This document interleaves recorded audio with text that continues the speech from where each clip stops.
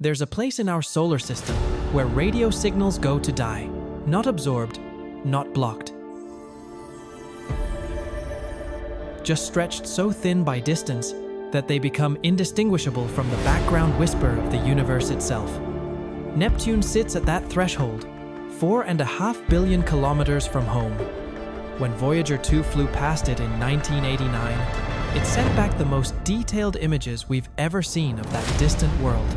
Then it continued on into interstellar space, and its signal grew fainter and fainter, until one day it will fall silent forever. Not because the spacecraft died, because it passed beyond the range of being heard. A human mission to Neptune would cross that same threshold, and unlike Voyager, humans need to hear voices. We need to know we're not alone. Neptune offers no such comfort. I imagine you've clicked on this video for a reason. Perhaps you're curious about space exploration.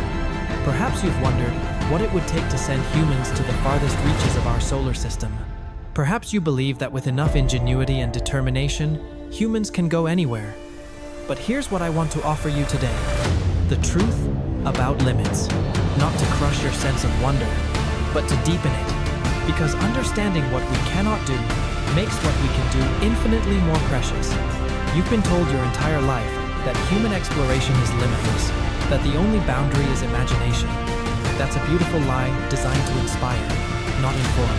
The real barrier to Neptune isn't technological, it's biological. The human body isn't a machine that can be upgraded. It's a finely tuned organism built for one very specific environment: Earth. Remove it from that environment for long enough, and it doesn't malfunction. It transforms into something else entirely, something that can never come home. Let me start with distance. Neptune orbits the Sun at an average distance of about 4.5 billion kilometers. Mars, which we dream of colonizing, sits at roughly 225 million kilometers from Earth at its closest approach. Neptune, at its closest, is still 4.3 billion kilometers away. That's nearly 20 times farther than Mars. When Voyager 2 launched in 1977, it took advantage of a rare planetary alignment that happens once every 176 years.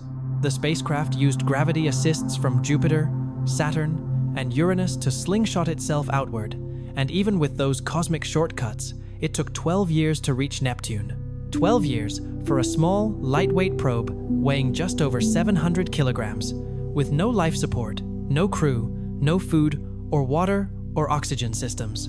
A crewed spacecraft would be monumentally heavier.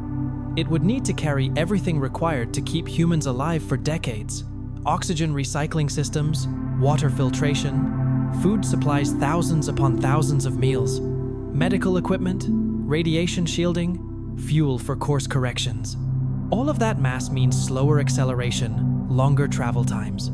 The most optimistic estimates for a crewed mission to Neptune put the journey at 28 to 30 years one way. Think about that, 30 years inside a spacecraft. If you launched at age 30, you'd be 60 by the time you arrived. And that's just the journey there. The return would take another 30 years. But here's what makes this not just difficult, but impossible. The human body cannot survive 60 years in deep space. Let me show you why. The first threat is invisible, and it never stops. Beyond Earth's protective magnetic field, cosmic radiation floods through space with almost nothing to stop it.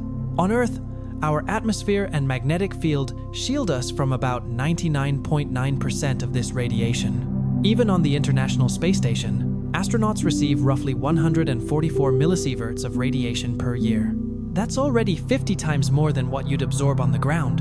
In deep space, there is no shield. Galactic cosmic rays pass through spacecraft hulls as if they were tissue paper. Solar particle events add to the bombardment. Over a 60-year round trip to Neptune, the cumulative radiation dose would be catastrophic. NASA's current career limit for astronauts is 1 sievert, which corresponds to roughly a 3% increase in fatal cancer risk. A mission to Mars alone would push close to that limit. A mission to Neptune would exceed it many times over. But the damage isn't just about cancer. Radiation breaks DNA strands directly. It accelerates cardiovascular aging by decades. Studies show significant increases in heart disease and stroke from radiation exposure. Your cardiovascular system would age at an accelerated rate. your arteries stiffening, your heart weakening. The brain is particularly vulnerable. Cosmic radiation causes measurable cognitive decline. Memory problems? Slowed reaction times. Difficulty making decisions. Scale that to 60 years, and you're looking at dementia-like symptoms, potentially permanent. And here's the cruelest part. This damage is cumulative and largely irreversible. Every particle that tears through your cells adds to the total. Your body's repair mechanisms can't keep pace. Even if you turned the ship around halfway through, the damage already done would follow you for the rest of your life. But radiation is only the first domino. While it quietly shreds your DNA, something equally devastating is happening to your skeleton. On Earth, gravity constantly pulls on your bones, and that stress is what keeps them strong. In weightlessness, that signal disappears. Astronauts on the International Space Station lose about 1 to 2% of their bone mass per month. After 6 months in space, they return to Earth and need weeks or months of rehabilitation to walk normally again. Now extend that timeline. After 5 years in weightlessness, your skeleton would resemble that of someone with severe osteoporosis. After 10 years, the bones that once held you upright would be so porous, so fragile, that even minor impacts could cause fractures. After 30 years, your bones would be more air than calcium. Stepping out onto a planet with Earth's gravity after 60 years in space wouldn't just be difficult, it would be impossible.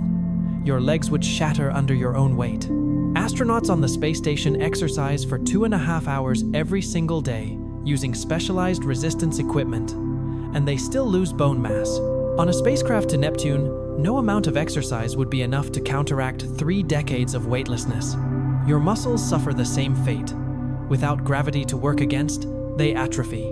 The legs, the back, the core, everything your body uses to stand and move begins to waste away.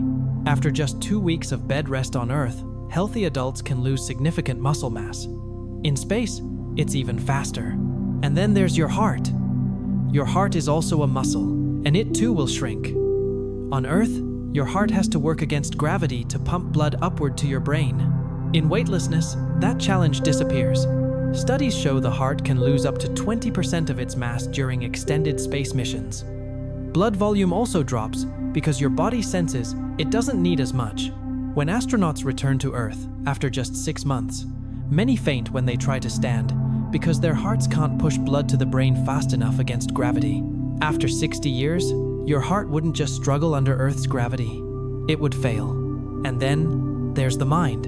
Research conducted in Antarctic stations, in submarine crews, in isolation chambers, shows that even highly trained individuals begin to break down psychologically after extended confinement.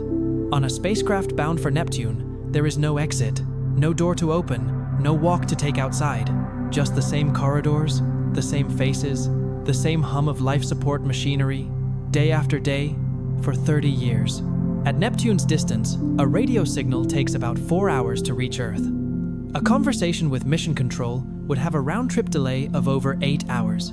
You send a message, "I'm struggling today, I need support." 8 hours later, you receive a response.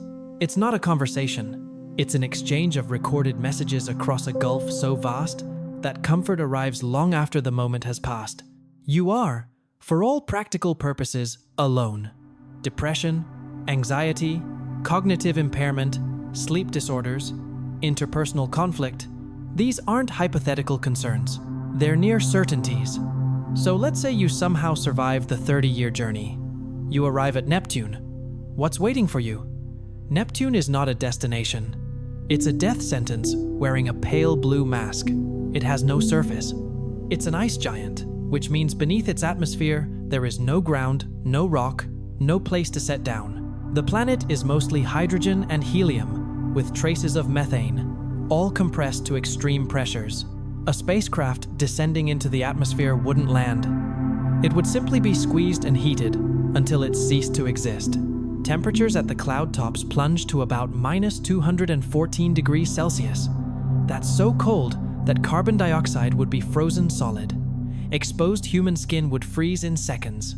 The atmosphere is roughly 80% hydrogen, 19% helium, and small amounts of methane. There's no oxygen.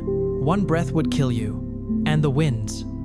Neptune has the fastest winds in the solar system, reaching speeds of up to 2,100 kilometers per hour. That's nearly twice the speed of sound on Earth. For comparison, the most powerful hurricanes on Earth reach about 300 kilometers per hour, and those level cities. Neptune's winds would tear apart any structure we could possibly build. Neptune has a magnetic field, but it's chaotic. The magnetic axis is tilted about 47 degrees from the rotational axis, and it doesn't originate from the planet's center. The result is a magnetic field that's lopsided, varying wildly in strength, offering inconsistent protection from radiation. Even Neptune's moons offer no refuge. The largest, Triton, has a surface temperature of about -235 degrees Celsius, making it one of the coldest objects in the solar system. So you've traveled 30 years to reach a world with no surface, no breathable air, temperatures that would freeze you solid, winds that would tear you apart, and absolutely nothing of value to human survival. You could orbit the planet, conduct research, take photographs, but every day in orbit is another day of radiation exposure, another day of bone loss, another day further from any hope of recovery. And here's the cruelest truth. Turning around and going home wouldn't save you. The return trip would take another 30 years. That's 60 years total in space. By the time you got back to Earth, your skeleton would be powder. Your muscles would be gone. Your heart would be incapable of pumping blood against Earth's gravity. Your brain would carry permanent scars.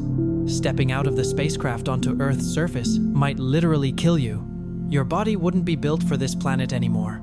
We've sent exactly one spacecraft to Neptune.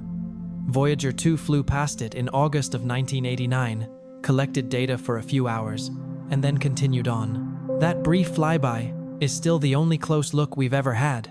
NASA is planning future missions to Neptune. Robotic missions, because we've learned enough about what space does to the human body to know where the line is. Mars is at the edge of what we might attempt. Neptune isn't just beyond the line. It's in a different category entirely. There's a certain clarity that comes from understanding these limits.